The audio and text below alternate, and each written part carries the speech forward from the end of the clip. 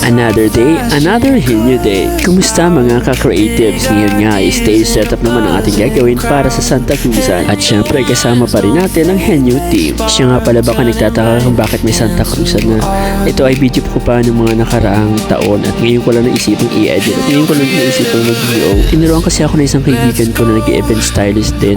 Gawan ko daw ng content yung mga project namin para naman daw makita rin ng mga tao kung ano yung aming mga ginagawa. Sinama ko na rin pala yung art namin kasi ako yung gumawa niyan para sa aming Reyna Elena. So, yun lang po. Maraming salamat po sa lahat ng sumusuporta, sa lahat ng naniniwala at nagtitiwala po sa Henyo Creative Events. Asahan niyo po na mas gagalingan po namin ngayong taon. Maraming salamat!